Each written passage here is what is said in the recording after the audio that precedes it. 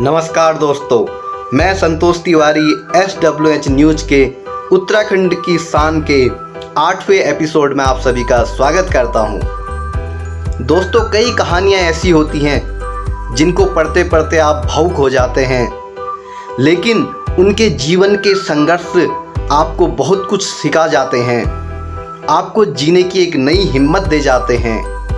आज हम ऐसी ही हिम्मत की कहानी आपके लिए लाए हैं।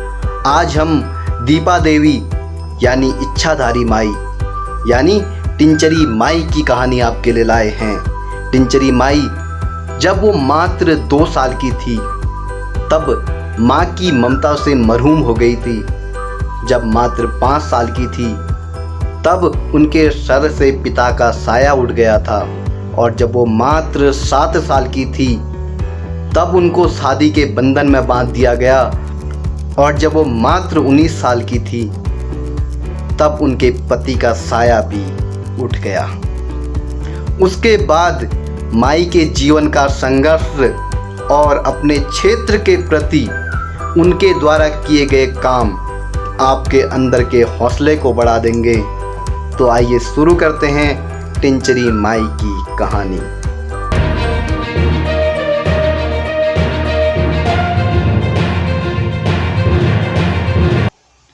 टिंचरी माई का जन्म 1917 में उत्तराखंड राज्य के टिहरी गढ़वाल के मंचूर ग्राम में हुआ था। मात्र 19 साल की उम्र में दीपा देवी के पति गणेश राम युद्ध में शहीद हो गए।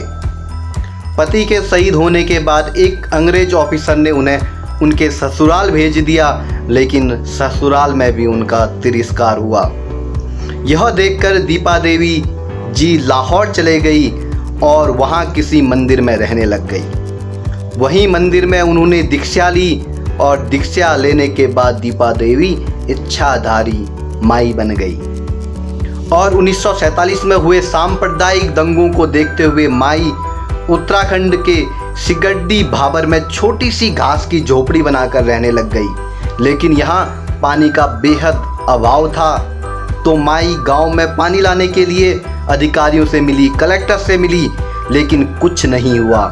यह देखकर माई सीधे दिल्ली पहुंच गई और नेहरू जी के घर के सामने धरना देने लग गई। जैसे ही नेहरू जी अपनी गाड़ी से निकले तो माई नेहरू जी की गाड़ी के आगे लेट गई।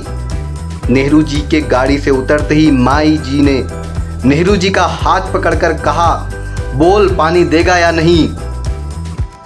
बुखार से तप रही टिंचरी माई की बात नेहरू जी ने सुनी और उनको हॉस्पिटल में भर्ती करा दिया। माई के ठीक होने के बाद नेहरू जी ने उनसे कहा, तुम जाओ, पानी जल्द मिल जाएगा।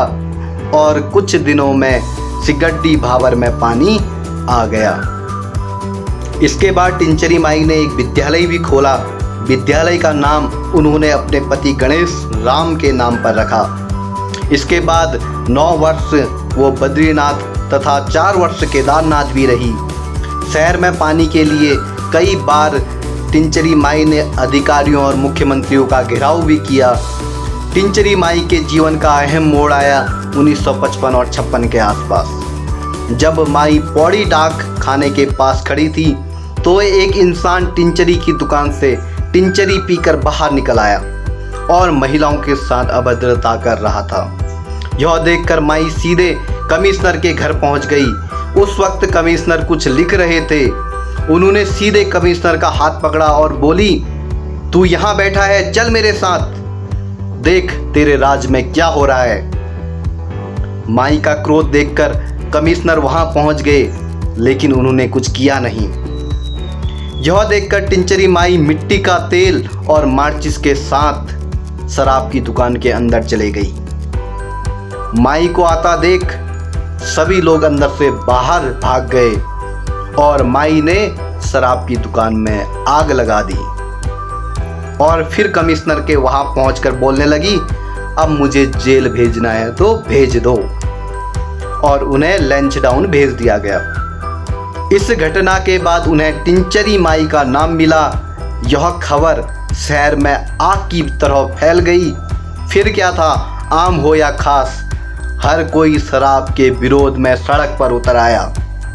टिंचरी माई ने शराब विरोध के साथ साथ और भी ऐसे कई सारे समाज सुधारक काम किए। 19 जून 1992 में 75 साल की उम्र में टिंचरी माई का देहांत हो गया। दोस्तों, भले ही टिंचरी माई इतिहास के किसी पेज में एक किस्से के समान हो, लेकिन टिंचरी माई उत्तराखंड के इतिहास की एक पूरी किताब हैं। उनके जीवन का संघर्ष, कभी हार न मानने वाला जज्बा आपको हमें कई सारी चीज़ें सिखाता है। दोस्तों, इस वीडियो को अधिक से अधिक शेयर कर दीजिए ताकि टिंचरी माई जैसी देवत्व महिला की कहानी जन जन तक पहुंच सके और भी बहुत सारे लोग इससे प्रेरणा ले सकें। उत्तराखंड की शान में इससे पहले हम 7 वीडियो अपलोड कर चुके हैं, जिनका लिंक मैंने डिस्क्रिप्शन में डाल दिया है, आप उन वीडियो को भी देख सकते हैं। आज के लिए इतना ही। ऐसे ही देश, दुनिया और हमारे प्यारे उत्तराखंड की खबरें देखने के लिए SWH न्यूज़ को लाइक, शेयर और सब्सक्राइब अवश्य कर दीजिए और कमेंट करके बताइए कि आप उत्तराखंड की शान में किसके बारे में जानना चाहते हैं। बहुत बहुत धन्यवाद। जय देवभूमि उत्तराखंड।